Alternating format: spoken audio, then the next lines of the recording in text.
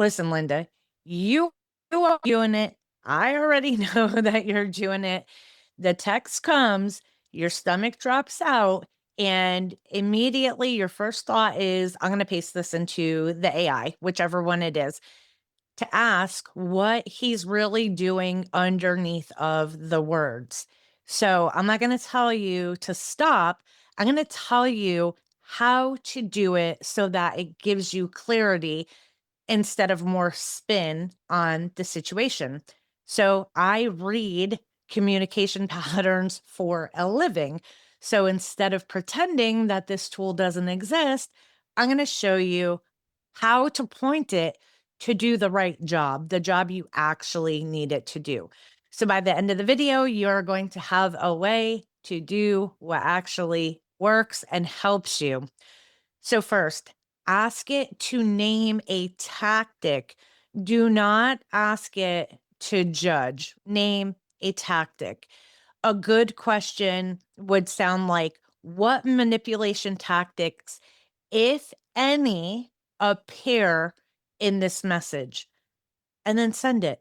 A bad question sounds like, was I wrong to be upset about this? The first question uses the thing that it's actually good at.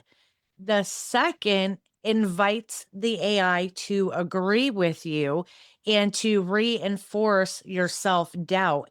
And that's exactly what it's going to do every single time because you are a customer of the AI and it needs you to keep coming back.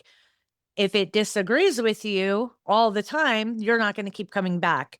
So it is naturally programmed to learn you and understand the validation that you need. So that's why we have to be very careful about the way we put the questions in. All right. Second, strip all of the identifying details before you paste it in. The names, location, anything that is tied to your children or a court case, not because you're doing anything wrong, but because those chats are not private. I know we think they are not private. And if you're anywhere near a family court date, that entire history can surface in a way that you do not want it to. All right. So decode the words, not your entire life in these chats. Don't do that. Third, ask it what is happening, not what you should do. It can describe a pattern for you, usually in pretty great detail, especially from messages, but it should not be running your strategy because it has no idea about your safety. It has no idea about your situation. It doesn't know the other person and what they're capable of. It doesn't know the other person's history, and that can be really problematic.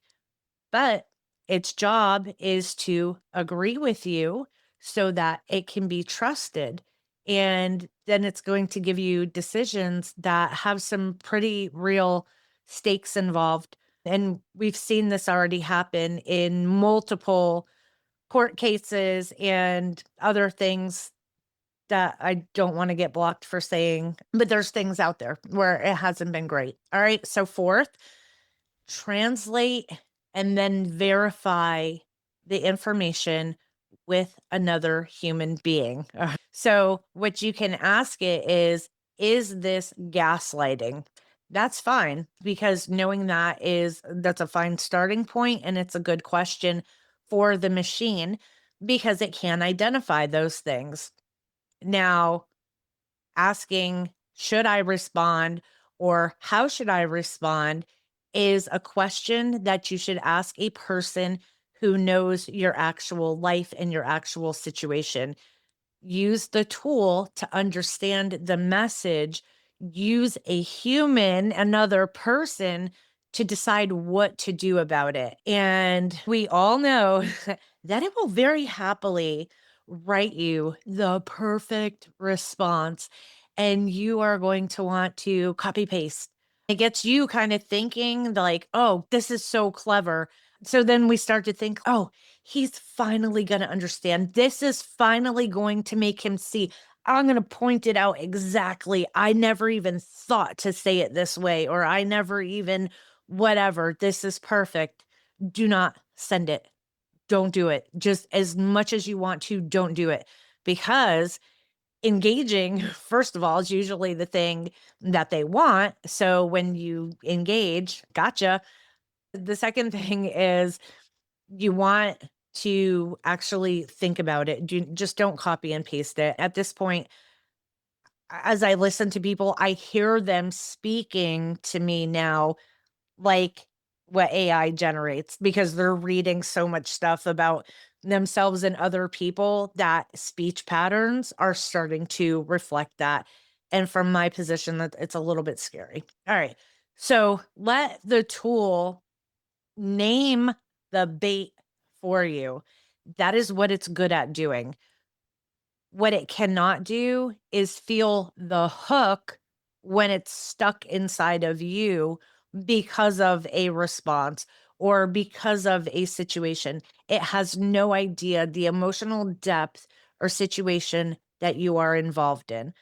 And honestly, people do not want to understand. There are people in relationships that don't want to understand. Their whole job is not to understand you so that you don't understand yourself, so that you rely on their reality and you are left confused. And that's usually why the things get put into the chat, which is helpful for some things, but the identity is lost. And now we don't want to adopt the identity of the AI because then we've got AI psychosis.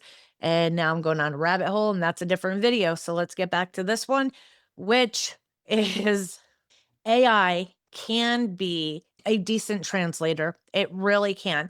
And it really can help you decode the language and the patterns that are showing up. And it can point things out manipulation, gaslighting, tactics, especially tactics. Use that word, tactics. But it is a terrible advisor about your life. So keep it in the first job. Do not let it do the second job because you're the one who is actually living and experiencing the painful things. It is fine as a guide. Follow the steps I just gave you. Don't copy paste. Just don't do it.